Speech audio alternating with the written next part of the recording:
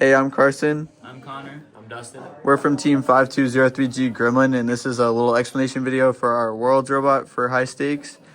So we'll start off with the drivetrain. We did a really simple drivetrain. We have a 450 RPM 275 drivetrain. It's all on 3-hole gap. That way we can keep everything nice and small. We did a 27 wide drivetrain. It gives us a lot of internal space because we have the tank vertical mounted and we still had space for a tracking wheel. And then we also crammed all of our pneumatic T-fittings down there. And then we didn't have a whole lot of bracing. So we had this one high strength shaft on the back here. That way we didn't have to worry about bracing it, because if it was a normal bar, it definitely would have bent. We have this very bent intake ramp piece, but because it was just an intake ramp piece, it didn't really matter. And then we have one full length C-channel on the top here. And so 2 braces is really all you need on a drivetrain. Then we also had the PTO. Our PTO ran on 900 RPM, which is a lot more than what most people ran for some reason, even though it had no problems with torque, because it was mostly just figuring out how to make the wind-up consistent. And so we run these little triangle plexi pieces inside here. They have holes. The string runs through the holes and then winds on the actual shaft down here. And then our PTO is just a single small piston.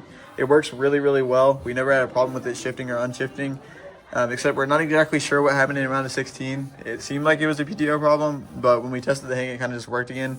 So that'll be a mystery. So next we have our intake. We have smaller flex wheels on the front. We have 5 of them, and then it goes into a hook stage, and we have a middle counter roller stage down here at the bottom. So we also, for our ramps, we ran 3 stack on each side so that make sure they won't break. And we ran 1 big one to finish the ramp, and then 2 smaller ones on each side to conserve some plexi for the plexi limit. And then we had the motor mounted up here. We just used one 11 watt for the whole intake, and then it was chained down to the counter rollers and then geared up to the front rollers. We had these plexi pieces here to prevent the rings from coming out the front, and then we had these plexi pieces here, so that way when we went into the 4-stack in the corner, we could outtake and it would pop up this middle ring but stop it from going forward, and then our tongue mech up here would grab the 3rd ring, and then we would intake the bottom one, and then it would pull this one out like that. And then on the back we had a flex wheel at the top to help with the flip of the ring over onto the mogo bowl, and then we have the passive hooks here, which act as the ring pusher thingy, yeah. Separator. That way when we intake and then we get up to the 5th and 6th ring,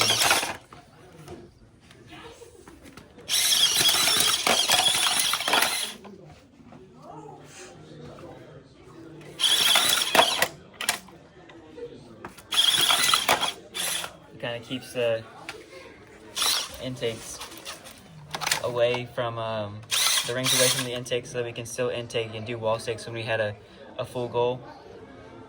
And then for the wall stakes mechanism, we just had a normal Lady Brown. The only real difference about our wall stakes mechanism is that it was also the hang. So bracing was really important. We have these high strength shafts, which Connor will talk about in a little bit. But for our actual Lady Brown, it was really simple. We had these 2 plexi pieces as everybody had. These are actually moved in 1 hole to help us get a little bit more expansion out 24 inches since they actually angle outwards. And then we also had foam pieces on our Lady Brown, and so we mounted these plexi pieces here to give us something to stick the foam to. And the adhesive foam was something that was way more consistent than mesh. It was way easier to mount. It was something super easy to change and tweak. He can demonstrate that he missed.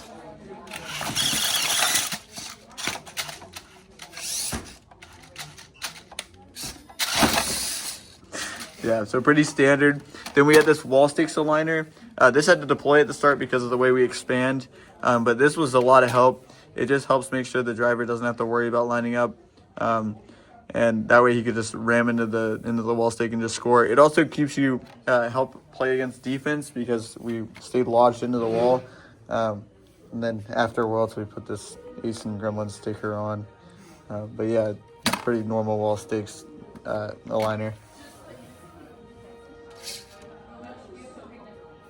And then for our clamp, we have a locking clamp this way. Whenever we are pushing that onto a goal, it can't be taken out or ripped out by another robot. We never actually had to go against any of the California goal stealers, so there's a good possibility it could have gotten ripped out by one of those. But it never did happen. And then it was really easy just to make sure we can clamp everywhere just by changing like down here the either the spacers or the size of the standoffs here. And then for our just B18, we actually have a zip tie up here that we got from 10 ton. And this way we stuck out to 18. So on our hang, so when we pistonize outwards, we would go out to 18 this way so we can still have our 24 expansion with our Lady Brown. And then also on the other side here, for autons, whenever there was a two-stack here from the line stake, it would just back up and knock that ring off. And then depending on what side we ran it, we would just swap it for that side. This way we didn't have to use doinkers. And that way it saved a lot of weight on our robot since we were doing a tier 3 hang. And then last, we have our tier 3 hang. So the way ours works is number one, our passive hooks, they're these high strength axles that we have drilled in to be a pivot point over here and then drilled in diagonally right here. That way when we're hanging in the corner, they actually are in line with the direction of the hang bar.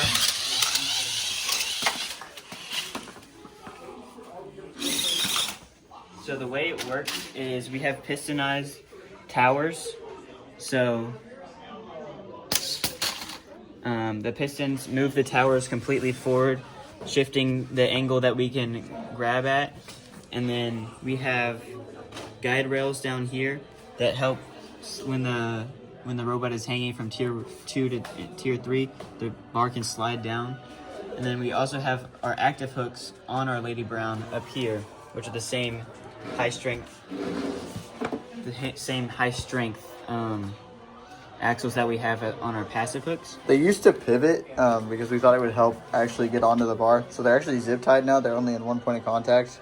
But we didn't really have any problems with them breaking. Having the steel high strength shafts was a big help because of how strong the hang needed to be.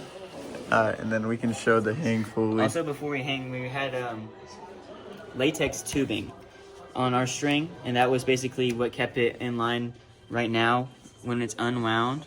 So there's a latex tube that is connected to this metal right here that has like a circle, and then we have the latex tubing just sticking out through the circle that keeps it tensioned. But then whenever the hang gives it enough tension and rips, that it just slides down through the other latex tubing. So we can show it happening right now.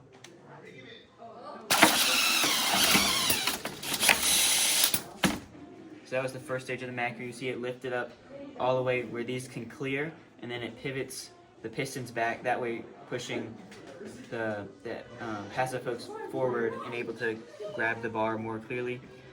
There's also this aligner down here that helps guide the robot into a good spot. This aligner has a triangle, that way that it can hold the robot.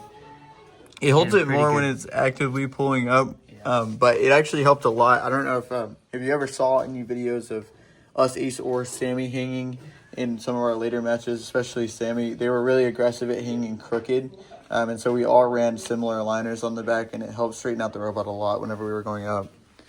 So we go to the next tier.